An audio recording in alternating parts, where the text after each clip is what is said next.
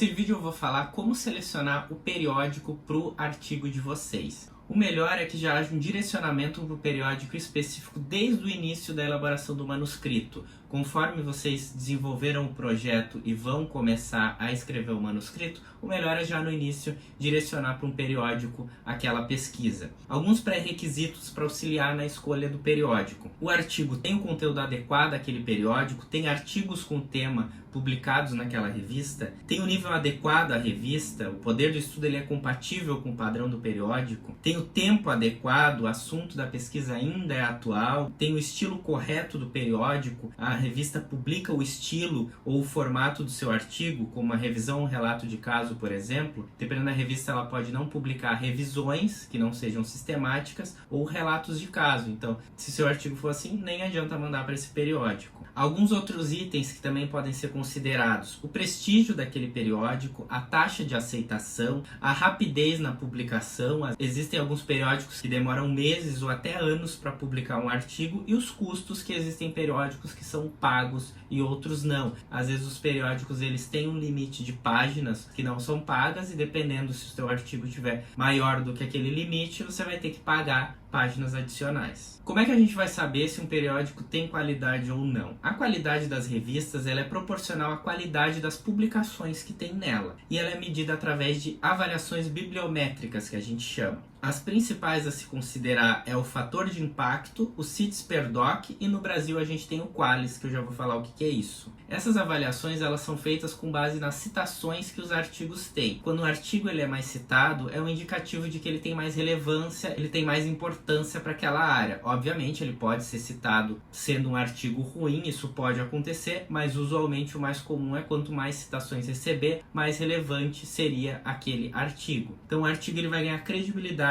ao ser citado em outros artigos e ou publicado em periódicos renomados, que são capazes de serem bem citados. O que acontece? Essas revistas que têm mais prestígio, teoricamente publicariam estudos com qualidade melhor, que teriam mais chances de serem citadas depois. Então, alguns parâmetros bibliométricos que a gente tem nesses periódicos. O mais famoso internacionalmente é o fator de impacto, que é um método bibliométrico para avaliar a importância dos periódicos científicos em suas respectivas áreas e a qualidade das publicações. Os valores do fator de impacto dos periódicos indexados no Web of Science, eles são publicados na Journal Citation Reports. Resumidamente, quanto mais artigos citados aquele periódico tem nos últimos anos, maior vai ser o fator de impacto dele. Então, quanto maior o fator de impacto, maior a importância do periódico. Esse fator de impacto ele vai refletir o número médio de citações de artigos publicados em um determinado periódico. Aqui nessa figura exemplifica o que seria o fator de impacto de um periódico, por exemplo, de 2015. Ele pegaria citações de 2013 e 2014 sobre o número total de publicações naquele período. Um dos mais usuais é pegar os últimos 5 anos de publicações e citações daquele periódico e fazer uma média do número de citações sobre o número de publicações para definir o fator de impacto dos 5 anos. As revistas, geralmente, elas informam esse fator de impacto na página inicial do site daquele periódico.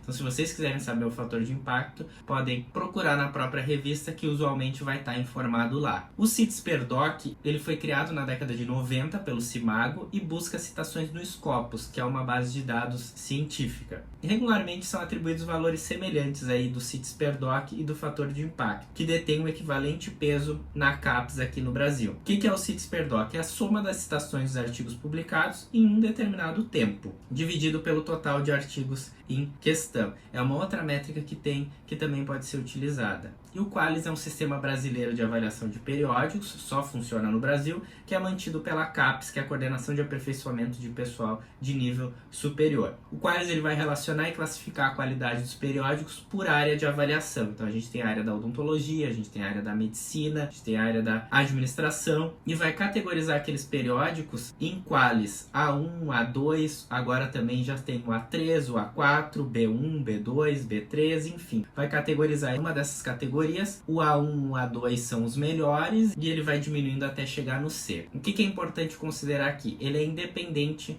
do fator de impacto, mas usualmente ele anda junto com o fator de impacto. Revistas com fator de impacto maior vão ter um qualis maior, mas como ele categoriza por área, uma revista na odontologia que tem um fator de impacto 3, 4 pode ser um qualis A1 e uma revista na medicina que tem um fator de impacto 3, 4 pode ter um qualis B1, B2, enfim, pode ter variações entre áreas relacionadas ao fator de impacto.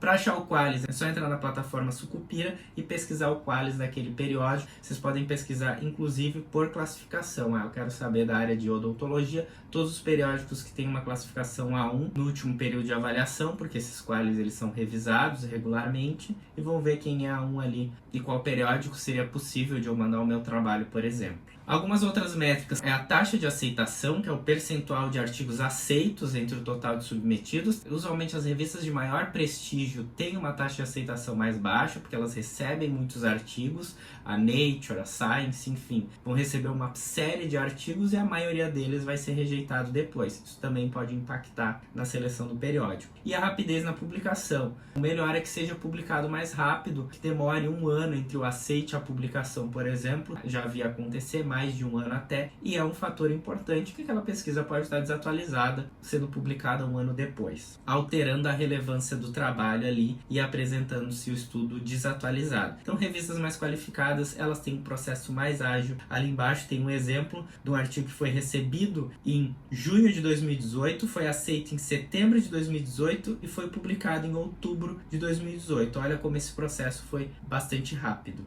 Com relação aos custos e às revistas Open Access, o que acontece? Os periódicos, eles usualmente contam com o auxílio de patrocinador que vai financiar a sua circulação. Houve um aumento de cobrança de taxa por algumas revistas com o intuito de cobrir esses custos editoriais, que foi onde surgiu as revistas Open Access. O autor, o pesquisador, ele pagaria por aqueles custos editoriais de diagramação, de formatação, de publicação, enfim. A vantagem das Open Access é que elas permitem a visualização completa do artigo, independente da assinatura, independente de eu assinar lá a Dental Materials, pagar mensalmente para Dental Materials, todo mundo tem acesso ao texto completo. O que é bom disso? Dá uma maior visibilidade daquele artigo, que ele está aberto para todo mundo ler. O que é ruim? Que surgiram algumas revistas predatórias, que virou uma máquina de fazer dinheiro, em que o pesquisador paga para ter o artigo publicado, muitas vezes sem a qualidade necessária para aquela publicação. Então, tem que avaliar as vantagens e desvantagens entre o processo. Existem revistas Open Access muito bem conceituadas. O interessante é analisar tudo isso que a gente falou aqui para selecionar o periódico e não considerar só porque ela é Open Access para publicar o artigo.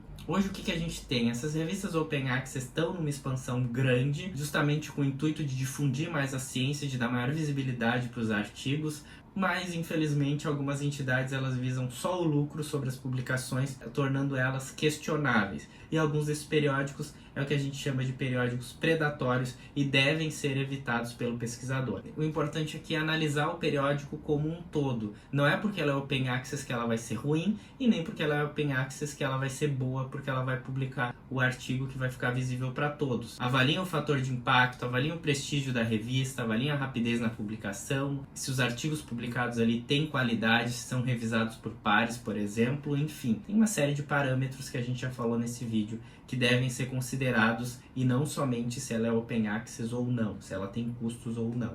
Existem revistas, inclusive, que você tem que pagar uma taxa de submissão para aquele artigo. A gente paga $50 para submeter o artigo. Existem revistas que, mesmo elas não sendo Open Access, eu também consigo deixar o meu artigo Open Access. Então, eu pago uma taxa a mais para o meu artigo ficar aberto lá e todo mundo poder ler ele depois. Então são modalidades diferentes que vai variar de acordo com o periódico.